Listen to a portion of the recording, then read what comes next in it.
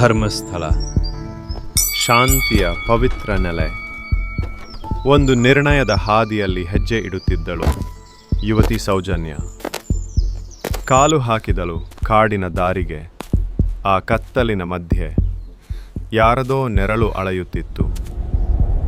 ಬೆಳಗ್ಗೆ ಉಜಿರೆ ಹತ್ತಿರದ ಕಾಡು, ಹರಿದ ಶಾಲೆ ಬ್ಯಾಗ್, ಚಪ್ಪಲಿ, ರಕ್ತದ ಗುರುತುಗಳು, ಜನರ ಮುಖಗಳಲ್ಲಿ ಆತಂಕ ಮತ್ತು ಭೀತಿ. ಪೊಲೀಸರು ಬಂದು ಕ್ರೈಮ್ ಸೀನ್ ಟೇಪ್ ಹಾಕುತ್ತಾರೆ. ಪೊಲೀಸರು ಬಂಧಿಸಿದ ಸಂತೋಷ್ ರಾವ್ ಎನ್ನುವ ವ್ಯಕ್ತಿ. ಅವನ ಮುಖದಲ್ಲಿ ತಿಳಿಯದ ಭಯ, ಆದರೆ ಜನರಲ್ಲಿ ಏನೋ ಅನುಮಾನ. ಗ್ರಾಮಸ್ಥರು ಕೈಯಲ್ಲಿ ಮೇಣದ ಬತ್ತಿ ಹಿಡಿದು ನ್ಯಾಯಕ್ಕಾಗಿ ಕೂಗುತ್ತಾರೆ. ಸೌಜನ್ಯಗೆ ನ್ಯಾಯ ಬೇಕು ಎಂಬ ಘೋಷಣೆ ಎದ್ದುಕೊಳ್ಳುತ್ತದೆ. ಬಲಿಷ್ಠ ವ್ಯಕ್ತಿಗಳ ನೆರಳು, ಶಕ್ತಿಯ ರಾಜಕಾರಣ, ಸತ್ಯವನ್ನು ಮುಚ್ಚಲು ನಡೆದ ಯತ್ನ.